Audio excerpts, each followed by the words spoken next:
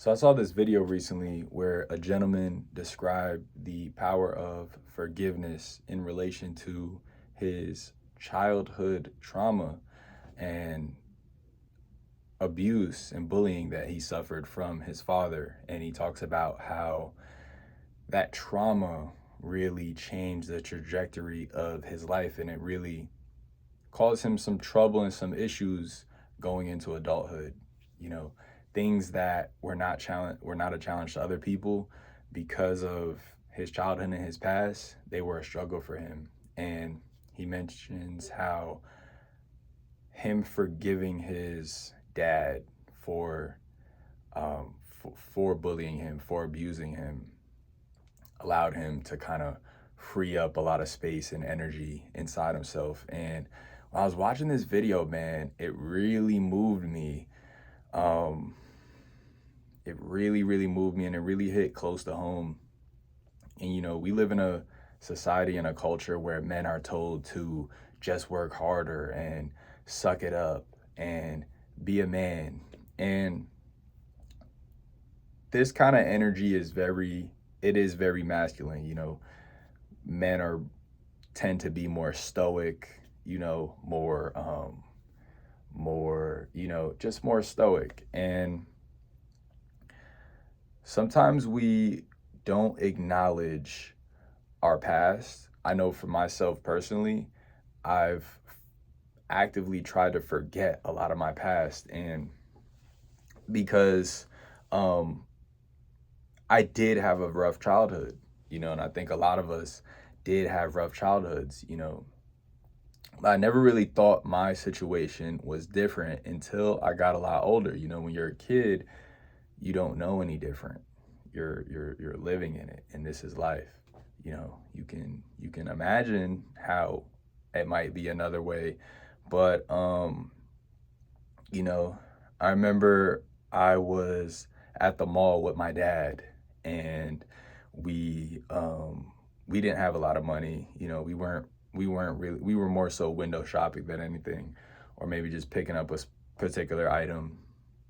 It's just me and my dad, and we stopped by a pizzeria, and he goes, or no, we're walking around, we're looking for food. He goes, "Hey, what do you want to eat?" And I'm like, "Pizza." I saw pizza. I was like, "Pizza." He's like, "Okay, come on." And we go, and and we're looking at the pizzas through the glass, and he goes, you know, "You want the veggie or the regular?" And I was like, I was a very indecisive kid. I was like, I'm thinking, and he goes, "We're gonna get the veggie." And once he said we're getting the veggie, I realized I don't I don't really like vegetables like that. You know, as a kid, that wasn't my favorite. And and and I tell him like, "No, no, no, I want the cheese, I want the cheese." And he's like, "Nah, no, no, no, we're getting the veggie, like we're getting the veggie." And I start crying. I start crying because the veggies look kind of gross. I didn't want to have to eat that. And so I start crying. My dad gets really mad. He gets really mad, and he had the tendency to get really frustrated. He had a big anger issue, and he gets really mad, and he goes, "Listen, stop crying, or I'm gonna give you something to, I'm gonna give you a reason to cry." Right? A lot of you guys, some of you guys have probably heard this. I don't know about a lot of you guys. Some of you guys have definitely heard this. you know Stop crying, or I'm gonna give you a reason to cry. And something about him saying that, it just communicated to me that he has ill will towards me. He doesn't want to know. He doesn't care to know, what's bothering me. Why are you crying? It's more so like, stop now or else. Stop now or else. And that made me more sad. And I tried my best to stop crying, but I might have cried for a little longer. And um he basically, he goes, "Look, if you don't eat this pizza when we get home, you're gonna get a whooping." And long story short, I did not eat the pizza. We go about, we keep shopping for another 30 to an hour. I stop crying, you know, it's all smiles at a point, we're laughing, we're enjoying the mall or whatever. And so much so that when I got home, I was thinking, I was wondering in my head, did he forget what he said before? And, my dad usually didn't forget those type of things. When he made like a threat like that, like, he was gonna follow through. But, we did have a good time at the mall after that. And so we get home, I go to my room, and, I'm just in there thinking like, wow, did I get by on this one? Like, am I okay? And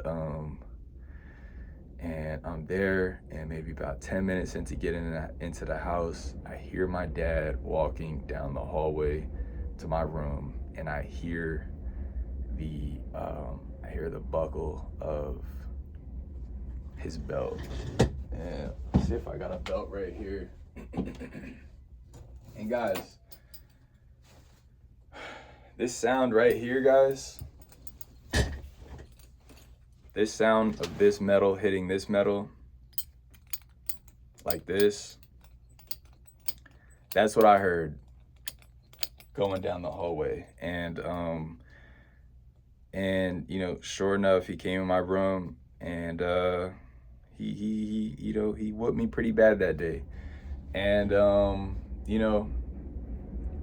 for a long time, I had PTSD. I was traumatized by this noise because, this is what I would hear, coming down the hallway. And honestly, I forgot that I had this kind of PTSD, this kind of like trigger for a while, because I kind of pushed it out of my mind. But even for, years after not seeing my dad, I eventually end up moving away and living with my mom. But for years after that belt tingling, klingling, clanging, it would just cause a physical reaction in my body, of fear. I'd get like an adrenaline boost because I knew what that sound meant when I was growing up. And I remember thinking, man, when I get big and strong, I'm gonna, things are gonna be different. And of course, as you get older, things do change. And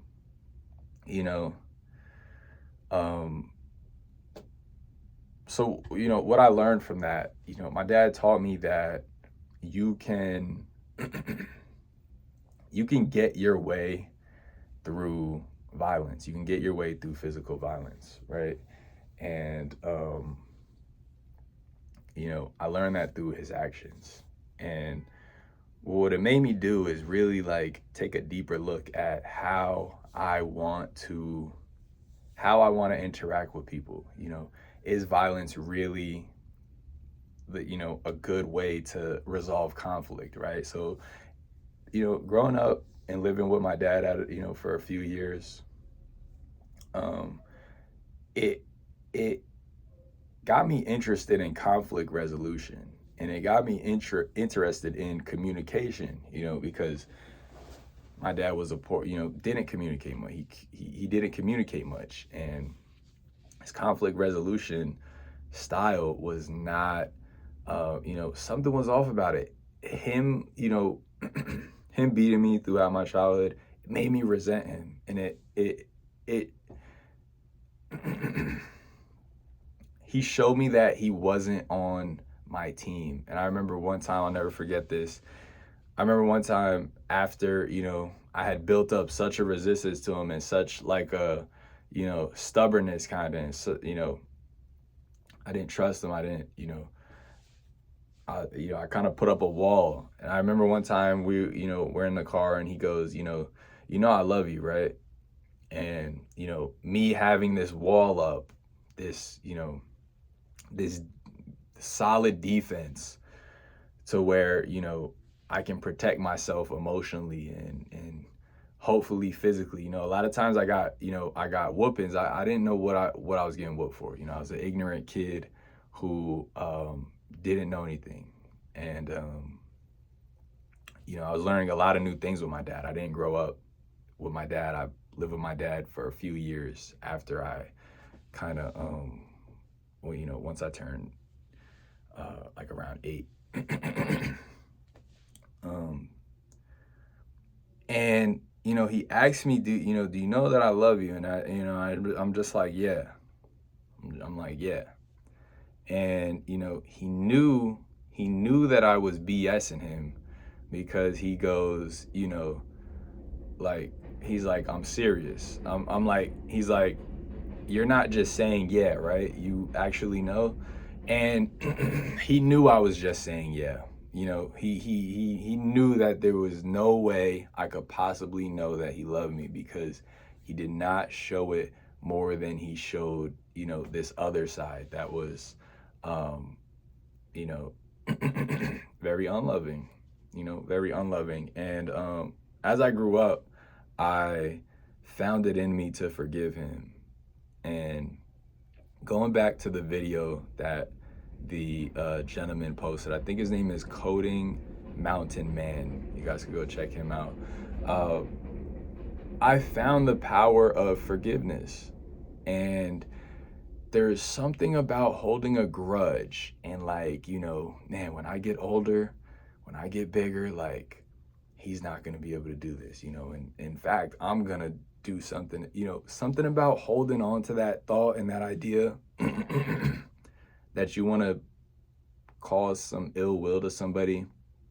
It's just heavy, and it breaks you down at points. It really causes you internal conflict, whereas forgiveness really does just let you free up your mind, your energy.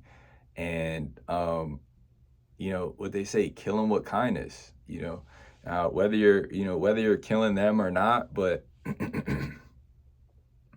when you love and when you forgive and when you have empathy, I remember discovering empathy and thinking, like, man, I wonder what was going on in my dad's head, and my parents in general. Because when you're a kid, you look at them like these, almost like these, deities, almost like, these perfect individuals, even if not consciously, maybe subconsciously. We say things like, I'll never be like my parents, or I'll never make those mistakes. But then you do them, right? You end up, we oftentimes end up emulating our parents in a lot of different things. And some of it is conscious, some of it is subconscious, you know what I mean? But as we get older, we can realize, oh, these are just people. These are literally just people, like me and like you. And I'm sure some of you who have kids, you can kind of relate a little deeper, because you're like, oh, now I have kids. I don't have any kids, but I'm sure I'm gonna understand my parents more when I do have kids. You know what I mean? I'll get to see kind of what they were kind of up against, as far as challenges go. And I know it wasn't easy for my parents. I know they got tough hands. I know they were dealt, rough hands, and yeah, we really can't control the hand that we're dealt. One of my good friends puts it in like a video game kind of analogy, where he says, everyone has a different spawn. In video games, you have a spawn point. It's basically the point where you get put into the virtual world, and everybody's put in a different, in a different spot. Somebody might be put in a spot with a lot of resources. Somebody might be put in a spot where they have to go search for resources. Somebody might be put in a spot where there's a lot of hostile, it's a hostile area, and so everyone has a different spawn point, and you can't control your spawn point. you know. Um, the gentleman who made the video that inspired me to make this one, he couldn't control being born to an abusive dad who, um, you know, he tells this really um, kind of emotional story where his dad bought him some roller skates, and for some reason he thought his dad would take him back for whatever reason. That goes to show you the trauma, that's already there. So he hides the skates, and the next day his dad goes, "Hey, where's the skates I bought you?" And he forgets where he hid them. And his dad takes him out to a garbage can and a dumpster rather, and has him jump in the dumpster and look for them. And when he can't find it, he strikes him in the head. He strikes him in the head. And then the next day, he finds the skates where he hid them, brings it to his dad, and his dad goes, "Well, you deserved everything you got." And man, that story it really just like, and and this gentleman tells the story, and he kind of has a smile on his face, and you could tell he's completely forgiven his dad. He does not have any resentment or any grudges in this situation. But man, it just makes you think, like, the level, the extent of bullying that goes on between people, and even parents and children. It's amazing, man. It's amazing. And if if principles like forgiveness were not in the world, like, it would be a much rougher place. But the fact that we're able to forgive people, it's so powerful. It's so powerful. And it's a blessing, honestly. It's a blessing because we don't need to suffer. um we don't need to needlessly suffer over things that happened in the past. We can forgive, and we don't necessarily have to forget, but forgiveness just really opens us up. I think a lot of us are still holding on to childhood traumas. I think a lot of us are still holding on to um, childhood traumas.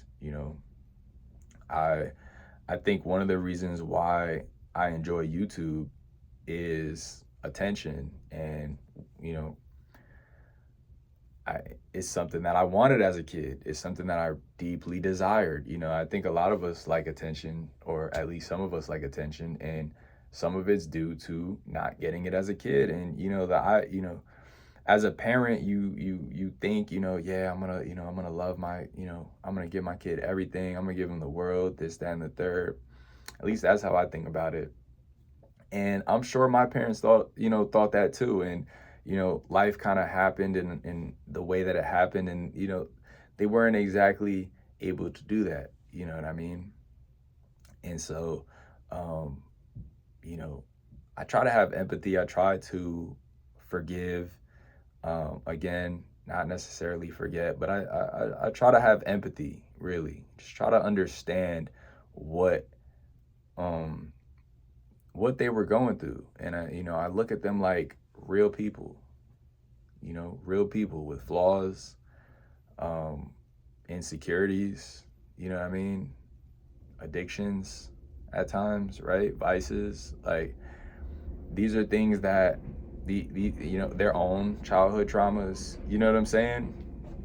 These are things that really affect people and really kind of determine how people act. I was reading a book recently on conflict management, and they talk about two ways to resolve an issue, and you can resolve something through a mutual understanding, and you can resolve a conflict through fear. And the difference is, when you come to a mutual agreement, you know, things stay resolved even when you're not around. Whereas when you use fear,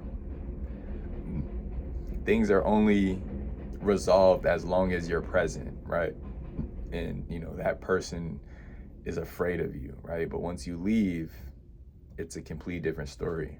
And You know, um, I think it's on us how we choose to resolve conflict, whether it be trains in the background. But, you know, whichever method we use, that's on us. And, you know, it's just something to think about when you're dealing with a kid, you know, when you're dealing with a partner, whether you're dealing with anybody really. That's what I have for you guys today. I appreciate all of you. This channel is growing at an expeditious rate. I think I think we're at 1,300 subs right now, which is amazing, and I appreciate all of you guys. Um, I might be monetized, but I'm not sure. But that is something that I'm looking forward to. Um, Thank you guys for watching, and I will see you in the next video.